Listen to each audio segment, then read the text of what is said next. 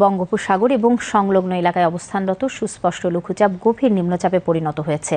আবহাওয়া অধিদপ্তর জানিয়েছে এর ফলে দেশজুড়ে বৃষ্টি হতে পারে। আর গভীর নিম্নচাপের প্রভাবে দেশের উপকূলীয় 15 জেলায় ভারী বৃষ্টি এমনকি জলোচ্ছ্বাস হতে পারে। চট্টগ্রাম, কক্সবাজার, মোংলা ও পায়রা সমুদ্র বন্দরকে 3 নম্বর স্থানীয় সতর্ক সংকেত দেখিয়ে যেতে বলা হয়েছে। শাহিদ জাহিদের আরেকটি প্রতিবেদন।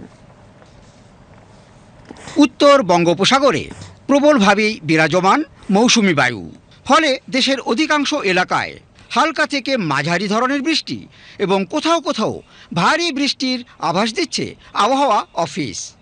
আবহাওয়ার পূর্বাভাস বলছে খুলনা, বরিশাল, চট্টগ্রাম এবং সিলেট বিভাগের অধিকাংশ জায়গায়, এছাড়া রংপুর, রাজশাহী, ঢাকা এবং ময়মনসিংহ বিভাগের অনেক জায়গাতেই অস্থায়ীভাবে দমকা হাওয়া সহ হালকা থেকে মাঝারি ধরনের বৃষ্টি বা বজ্রসহ বৃষ্টি হতে পারে।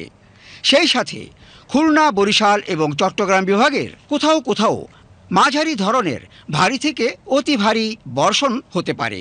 বাংলাদেশের যে উপকূলীয় 3টা বিভাগ রয়েছে, খুলনা, বরিশাল ও চট্টগ্রাম, এই 3টে বিভাগে পরবর্তী 48 ঘন্টার জন্য আজকে সকাল 10টা থেকে ভারী থেকে অতি ভারী বর্ষণের সম্ভাবনা রয়েছে। সমুদ্র উত্তাল রয়েছে, যার কারণে যে বাংলাদেশের যে সমুদ্র বন্দর আছে সেই সমুদ্র বন্দর সমূহকে 3 নম্বর স্থানীয় সতর্ক সংকেত দেখে যেতে বলা হয়েছে।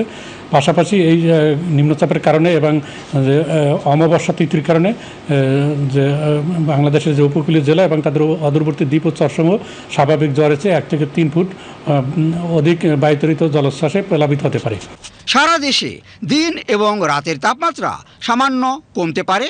এদিকে রংপুর বিভাগের ওপর দিয়ে বয়ে যাওয়া মৃদু তাপপ্রবাহ প্রশমিত হতে পারে বলেও জানিয়েছে আবহাওয়া দপ্তর।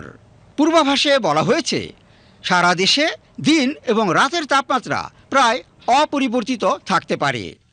এছাড়া বাড়তি 5 দিনের আবহাওয়ার অবস্থা পর্যালোচনায় বৃষ্টিপাতের প্রবণতা অব্যাহত থাকতে পারে বলেও জানানো হয়েছে। Shahid Zahidi, BTV news, Dhaka.